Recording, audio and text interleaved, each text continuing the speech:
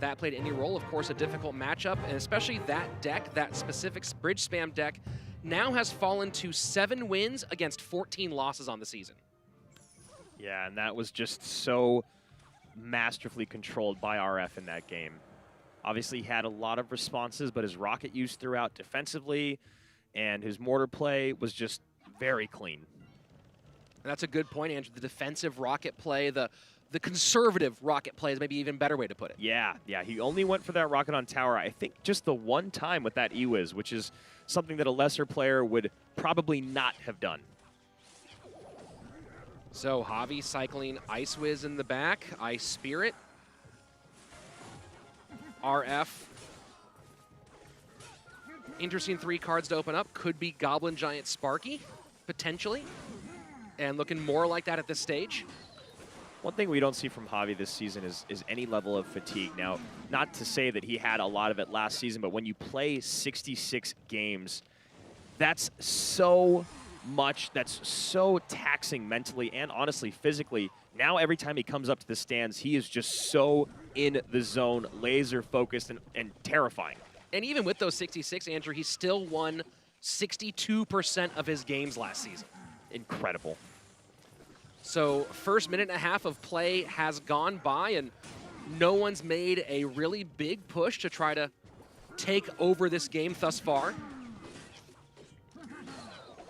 Wonder if this is going to be a trend today, Andrew, with so much on the line, teams and players going a little bit more conservative. Well, we've seen it before when teams that are in good positions see that light at the end of the tunnel. They see the finish line. They start to play a little too loose. Now, not saying that fast and loose is bad, but when you play a little too loose and you go for the kill when you should just calmly maybe let another cycle come around or maybe wait for that second spell cycle, whatever it might be, there's too much on the line today. You can't be going for that. Electrified Trash Can comes out finally in double elixir time, and you see that Mega Minion ripping the shield off the Dark Prince, making perfect room for that shot to kill it.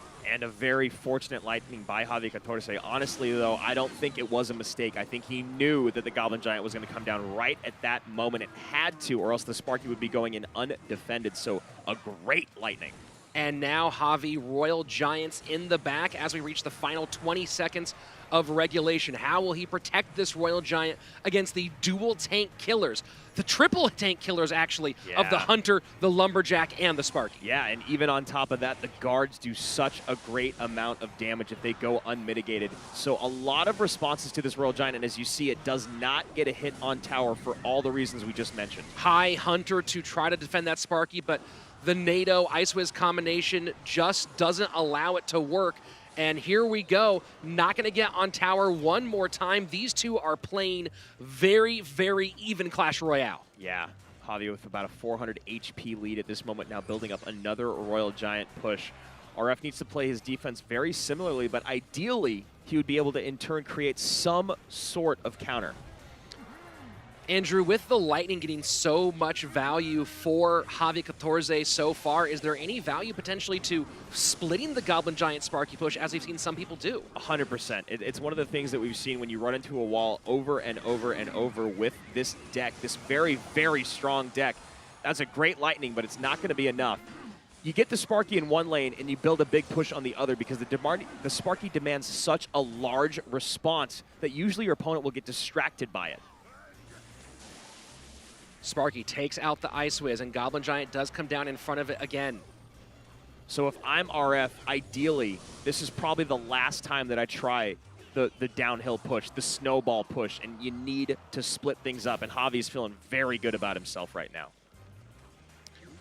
That Tornado has been doing great work for Javi so far. It doesn't seem like it, but little small plays, and there you see it, Andrew, putting a little bit of pressure in the left-hand lane. Yeah, just enough to pull a Dark Prince out of Javi14. Now, however, that high Sparky is not in a good position. It's susceptible to the Mega Minion and will pull the Prince, so maybe just a couple tiles lower would have been better for RF.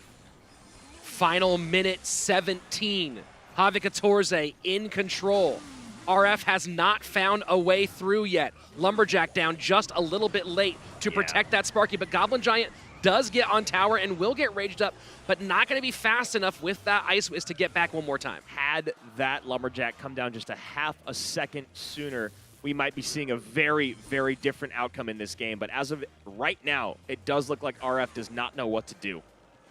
48 seconds left. RF is playing the comeback deck. Goblin Giant opposite lane, supported by the Lumberjack. Can this get through? Is he just trying to separate Javi14 at this stage? A great NATO comes in, no damage on that tower. Sparky to the right-hand side, but will aggro all those. Oh, nope, Dark Prince does get through. And Mega Minion goes down to the Princess Tower. This is the last-ditch chance for the God RF, but does not seem like it's going to pay off. No, that was a great use of the Ice Spirit. No Barb Barrel there in RF's deck to take the shield off the Prince, so just no responses at this moment, and Javi played this perfectly.